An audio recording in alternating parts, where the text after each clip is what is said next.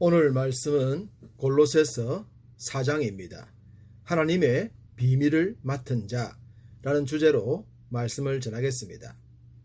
3절에 그리스도의 비밀을 말하게 하시기를 구하라는 말씀이 나옵니다.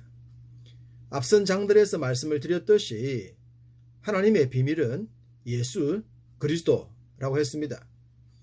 이런 것이 무슨 비밀이겠느냐 라고 할 수 있겠지만 아직도 이 땅에는 이 비밀을 아는 자보다 모르는 자들이 더 많습니다. 영적인 눈이 열리고 영적인 마음이 열리지 않으면 결코 알 수 없는 비밀입니다.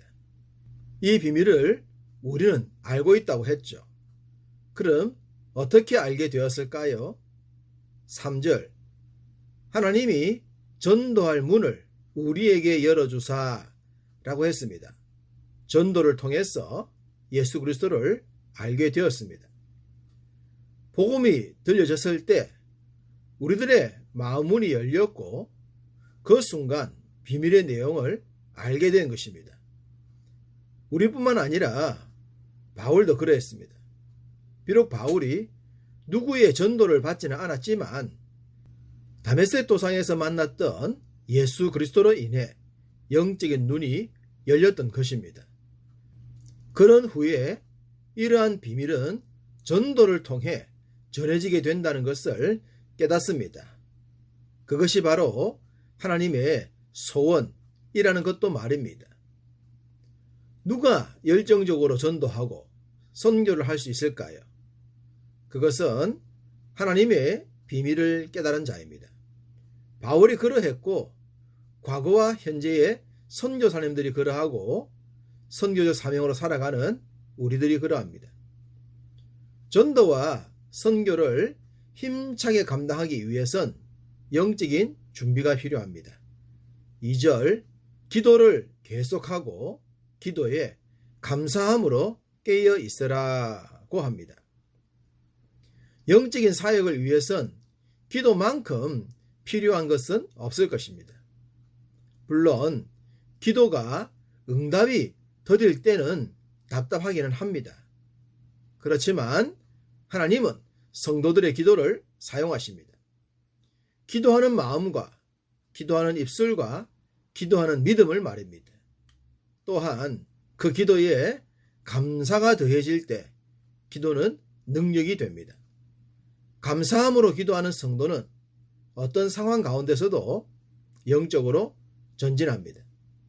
결코 패하거나 퇴보하지 않습니다. 감사가 그러한 능력을 더해주는 것입니다. 성도가 하는 말에 감사가 넘친다면 그 말은 빛이 되고 소금이 됩니다.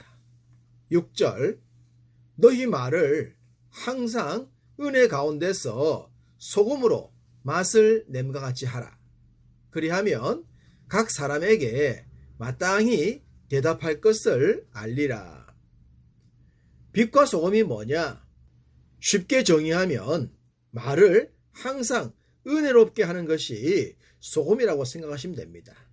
말을 규모 있게 아름답게 할 때 짜지도 않고 싱겁지도 않은 아름다운 말이 되는 것입니다. 하나님의 비밀을 품고 감사함으로 기도하면서 은혜로운 말을 사용할 때 우리를 통해 주의 복음이 전해질 줄로 믿습니다. 세상은 이런 삶과 반대입니다. 감사보다는 불평이 많고 은혜로운 말보다는 상대를 상처 주는 말이 넘쳐납니다.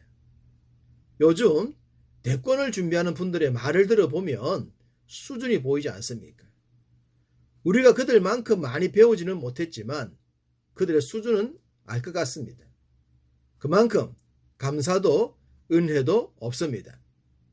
그렇기 때문에 우리가 그들과 다른 말을 하고 다른 행동을 한다면 복음을 전하기가 좋아지지 않겠습니까?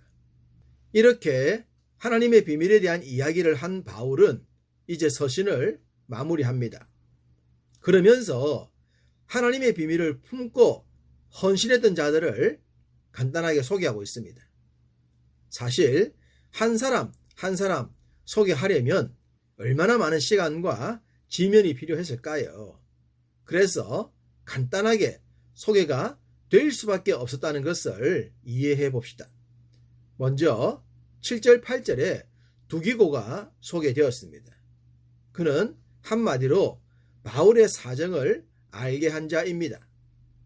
또한 사랑을 받는 형제요, 신실한 일꾼이요, 주 안에서 함께 된 종이라고 했습니다. 그는 아시아 출신으로 바울의 3차 전도 여행 때 바울과 함께 드로아까지 여행을 했던 사람입니다. 또한 바울이 감옥에 있다는 이유 때문에 위축되어 있는 골로새 교인들에게 사도의 가르침과 현황을 전달하면서 그들이 위축되지 않고 복음에 더 열정적인 삶을 살 수 있도록 위로하는 자였다고 합니다. 이런 내용을 통해 두기고의 성품을 간접적으로 느낄 수 있지 않겠습니까? 한마디로 위로의 성품을 가진 자였습니다. 마치 바울의 스승인 바나바처럼 말입니다. 오늘날 한국 교회엔 이런 성품의 사람들이 필요합니다. 아프고 상처난 마음들을 품어줄 수 있는 그런 자들 말입니다. 9절엔 오네시모가 등장합니다. 그는 골로새 교회에서 온 사람이라고 했습니다. 무엇보다 그는 신실하고 사랑을 받는 형제입니다. 이 사람에 대해선 빌레몬스에서 자세히 알 수 있듯이 도망간 노예 출신이었죠. 이렇게 수준 낮은 사람이었는데 초대 교회에 큰 인물이 되었고 바울의 신실한 동력자가 되었습니다. 그것은 그도 하나님의 비밀을 깨달았기 때문인 줄 믿습니다. 10절엔 바울과 함께 갇힌 자인 아리스타고와 마가 요한이 나옵니다. 특별히 아리스타고는 에베소에 소요가 났을 때에 바울과 함께 투옥되었습니다. 그런데 그의 투옥은 강제가 아니라 거의 자발적인 투옥이었다는 것입니다. 그들은 연약한 바울을 돕기 위해서 감옥에라도 자원하여 들어갈 정도로 바울의 사역에 힘이 되었습니다. 마치 누가처럼 말입니다. 또한 마가는 사도행전을 통해 알 수 있듯이 인생을 요약할 때 가면 갈수록 진보적이고 발전적인 사역자로 평가할 수 있습니다. 자주 강조하는 것입니다만 지금까지 살아오신 날들보다 살아간 날들이 더 복되시는, 더 발전되시는 여러분 되시기를 바랍니다. 11절에 유수도라는 예수는 그렇게 많이 알려지지 않은 사람인데 유대인 크리스천이었음을 알 수 있습니다. 그들은 할레파이나라는 표현이 그러합니다. 당시 유대인으로서 기독교로 개종하는 것은 결코 쉬운 일이 아니었는데 그는 개종과 함께 바울의 멋진 동력자가 되었죠. 그래서 바울은 이들만은 하나님의 나라를 위하여 함께 역사하는 자들이니 이런 사람들이 나의 위로가 되었다고 했습니다. 복음을 위해서 이렇게 일을 할 수 있는 사람이 적었다는 의미이니 얼마나 멋진 사역자였을까요? 12절 에바브라는 예수 그리스도의 종이었습니다. 바울과 함께 일했지만 누가 보더라도 그리스도의 메인 사역자였습니다. 특별히 그는 중보기도의 사람이었음을 알려주고 있습니다. 너희를 위하여 애써 기도했고 하나님의 뜻 가운데서 완전하고 확신 있게 서기를 구했기 때문입니다. 또한 그는 13절에 다른 교회의 성도들을 위해서도 많이 수고한 자라고 했으니 정말로 하나님의 비밀을 알았던 사람임에 확실합니다. 14절 누가와 데마입니다. 특별히 누가의 이름 앞에는 사랑을 받는 이라는 수식어가 붙어 있죠.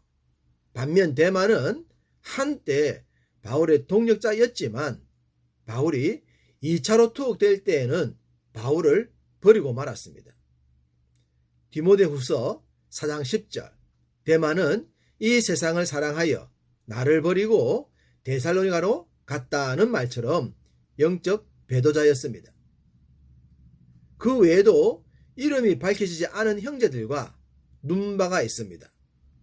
여성으로서 자신의 집을 교회로 제공했던 사람으로 보이죠. 시대를 앞서갔던 하나님의 비밀을 깨달은 사람이었습니다. 17절의 아킴보는 에바브라가 자리를 비웠을 때에 말씀 사역자로 골로새 교회를 섬겼던 그런 사람으로 생각됩니다. 오늘 본문에는 바울과 함께 동력했던 다양한 동력자들, 배도자들을 제외하면 그들 모두 하나님의 비밀을 맡은 자들이었습니다. 당연히 우리도 그러한 줄 믿습니다.